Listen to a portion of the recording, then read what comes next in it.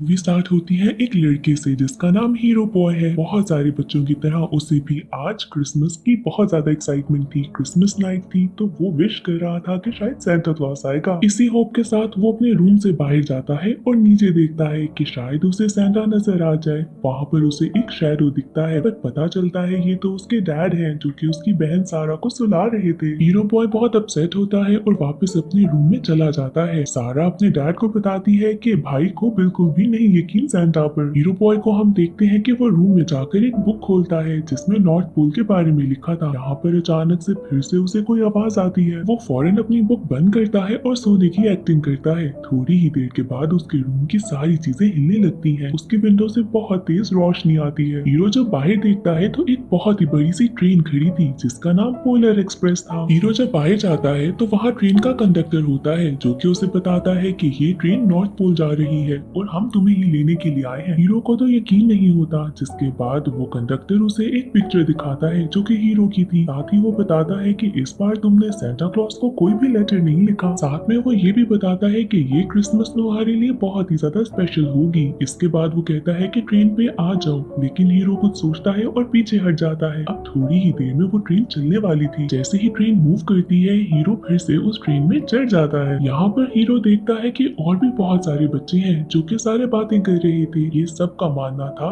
कि ये ट्रेन उन्हें सेंटा क्लॉज के पास नॉर्थ पोल लेकर जाएगी, बट हीरो को तो इन सारी बातों पे यकीन नहीं आता। इतनी देर में वहाँ का टिकट कलेक्टर आता है जो कि सबसे अपने टिकट मांगता है। यहाँ पर तो हीरो के पास टिकट नहीं था। टीटी उसे कहता है कि अपनी पॉकेट में चेक करो। जब हीरो अपनी पॉकेट चेक करता है तो उसमें एक गोल्डन टिकट था। इसके बाद ये टीटी उसके टिकट पे दो अल्फाबेट्स लिख देता है, बी और ई। ऐसे ही वो बाकी सारे बच्चों के टिकट्स पे भी अल्फाबेट्स लिख रहा था। अब ये सब लोग अपना सफर एंजॉय कर रहे थे कि हम देखते हैं कि ये ट्रेन एक और बच्चे को पिक करने लगी है, पर वो बच्चा भी हीरो की तरह ट्रेन में चढ़ना नहीं चाहता था। इसके साथ ही ट्रेन स्टार्ट हो जाती है और जैसे हीरो ने एंड में अपना डिसीजन चेंज किया था, ये बच्चा भी ऐसा ही करता है। पर ट्रेन काफी तेज हो चुकी थी और वो इस पे चढ़ नहीं पाता। जिसके बाद जब ये हीरो देखता है तो वो वहाँ की इमरजेंसी ब्रेक खींच देता है और ट्रेन ऐसे रुक जाती है। हम देखते हैं कि वो बच्चा अब ट्रेन पे चढ़ जाता है पर एक अलग बोगी में बैठ जाता है। जिसके बाद टिकट कलेक्टर आता है तो बाकी सारे बच्चे उसको रीजन बताते हैं कि उन्होंने चेन क्यों खींची थी। इसके बाद हम देखते हैं कि टीटी यहाँ पर काफी वेटर्स को बुलाता है जो कि यहाँ के सारे बच्चों को बहुत यमी हॉट चॉकलेट देता है। हम देखते हैं कि इन्हीं बच्चों में एक लड़की भी थी। वो एक हॉट चॉकलेट अपने पास रख लेती है ताकि उस बच्चे को दे सके। जब वो लड़की दूसरी बग्गी की तरफ जाने लगती है तो हीरो उसे मना करता है कि तुम्हें वहाँ अकेले नहीं जाना चाहिए। इसके साथ ही टिकट कलेक्टर यहाँ पर आता है, जिसके बाद वो उस लड़की के साथ हॉट चॉकलेट देने के लिए खुद भी चला जाता है। हीरो नोटिस करता है कि उस लड़की का टिकट उसकी सीट पर ही है और वो पंच भी नहीं हुआ हुआ। हीरो वो टिकट उठा लेता है और सोचता है कि मैं उसे जाकर ये दे दूं, पर जैसे ही वो बगी का दरवाजा खोलता है प्रेशर से वो उसके हाथ से छूट जाता है। घूमते घुमाते हवा में ही वो टिकट बाहर ट्रेन के साथ चिपक जाता है। जब टीटी आता है उससे टिकट मांगने के लिए तो हीरो उसे सारी बात सच सच बता देता है। टीटी कहता है कि सबके पास अपना टिकट होना जरूरी है। जिसके बाद वो उस लड़की को लेकर चला जाता है। ये सारे बच्चे हीरो को डराते हैं कि टीटी उस लड़की को ट्रेन से बाहर फेंक देगा। यहाँ पर हीरो की नजर पड़ती है विंडो के बाहर लगी हुई उस टिकट पे, जिसको वो उठा लेता है। अब वो जाता है बाहर कि मैं जाकर टीटी को ये टिकट दे दूं और वो लड़की यहाँ से गिरे नहीं। जब वो दूसरी बगी में जाता है तो वहाँ पर उसे वही बच्चा मिलता है। उसका नाम बिली था। बिली बताता है हीरो को कि कैसे टीटी उस लड़की को लेकर बाहर गया है, यानी कि कैबिन के ऊपर। हीरो जब बाहर जाता है तो देखता है कि दूर बहुत सी रोशनी नजर आ रही है। साथ ही वहाँ पर बहुत ही ज्यादा पाँव के निशान भी थे जिनको फॉलो करते करते वो लाइट तक आता है। हीरो को वहाँ पर एक आदमी बैठा नजर आता है। वो बताता है कि मेरा नाम होबो है। यहाँ पर उसे सारी बात हीरो बता देता है। जिसके बाद होबो कहता है कि मैं नॉर्थ पोल का राजा हूँ। होबो हीरो से पूछता है कि क्या तुम्हें भूतों पर यकीन है, जिस पर हीरो कहता है कि क्या सेंटा क्लॉज को तुम जानते हो। तो होबो कहता है कि हर दिखाई देने वाली चीज रियल नहीं होती।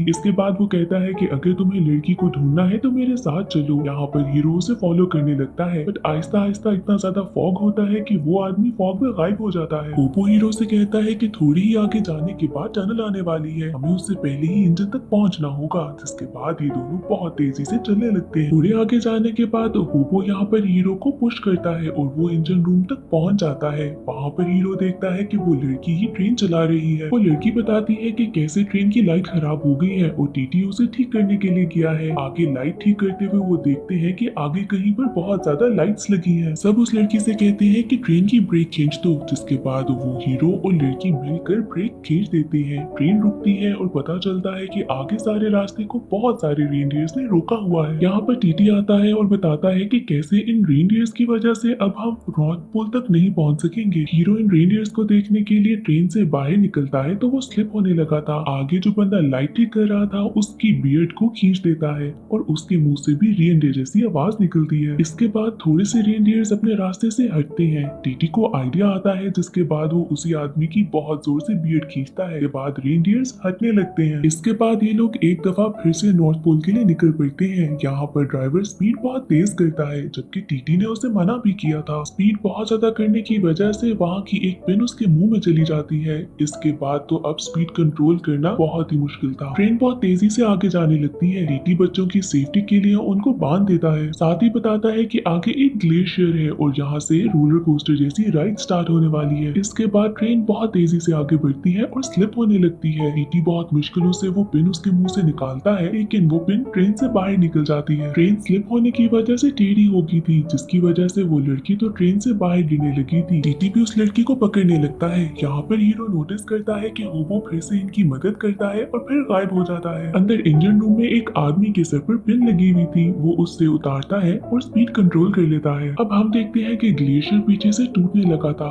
हर जगह पर तो बहुत ही ज्यादा तबाही होने वाली थी। यहाँ पर टीटी फिर से ड्राइवर को कहता है कि ट्रेन को स्टार्ट करो। हीरो आगे देखता है कि माउंटेन के बीच में एक ट्रैक बना हुआ है, जिसके बाद टीटी उसे गाइड करता है कि ड्राइवर यहाँ से रास्ता बनाकर ले जाए। यहाँ पर एक बार फिर से उस लड़की की टिकट उड़ने लगी थी, बट हीरो एक बार फिर से उस टिकट को बचा लेता है। अब टीटी उसको पंच कर देता है और उस पे भी 2 अल्फाबेट्स लिख देता है। इसके बाद ये लोग ट्रेन में फिर से जाते हैं तो एक बगी में से गुजरते हैं। वहाँ पर बहुत सारे टूटे हुए टॉयज पड़े हुए थे। टीटी बताता है कि ये सारे टॉयज रिसाइकल करके फिर से बच्चों को गिफ्ट किए जाते हैं। यहाँ पर एक पपेट हीरो के ऊपर अपना हाथ रखता है। हीरो बहुत ज्यादा डर जाता है। वो पपेट हीरो से कहता है कि तुम तो सांता क्लॉज पे यकीन ही नहीं करते। इसके बाद हीरो यहाँ से निकलकर वापस अपनी बगी में जाता है। यहाँ पर वो देखता है कि वो लड़की दोबारा बिल्ली के पास जा रही है, जिसके बाद हीरो भी उसके साथ चला जाता है। वहाँ ये लोग गाना गाते हैं, जिसके बाद इन तीनों में बहुत अच्छी दोस्ती हो जाती है। यहाँ आकर उनको बताता है कि ये लोग नॉर्थ पोल पहुँचने वाले हैं। वो दूर एक रोशनी की तरफ पॉइंट करता है और बताता है कि यही नॉर्थ पोल है। जल्दी ये लोग वहाँ पहुँच जाते हैं, जहाँ पर सारे बच्चे बहुत एक्साइटेड थे। वो हर जगह पर देख रहे थे पोने जैसे लोगों को, जिनको हम एल्फ कहते हैं। टीटी सबको बताता है कि यहाँ पर एल्फ सारे सिटी सेंटर में होंगे। वहाँ पर सांता क्लॉज इन्हीं बच्चों में से किसी एक को एक गिफ्ट देगा खुद। यहाँ पर सारे बच्चे देखते हैं कि सब एल्फ्स चलकर एक ही डायरेक्शन में जा रहे हैं, जिसके बाद ट्रेन रुकती है और सारे बच्चे उतर जाते हैं। यहाँ पर वो लड़की नोट करती है कि बिली अब भी ट्रेन में ही बैठा है। इसके बाद वो और हीरो दोबारा बिली के पास जाते हैं। यहाँ पर हीरो से गलती होती है और वो अपनी बुगी का लॉक खोल देता है, जिससे सारी ट्रेन से उनकी बगी अलग हो जाती है। ये दोनों बिली से पूछते हैं कि वो साथ क्यों नहीं आ रहा, जिस पर बिली कहता है कि उसकी कोई भी क्रिसमस अच्छी नहीं गुजरती, इसलिए वो यहीं पर अकेले रहेगा।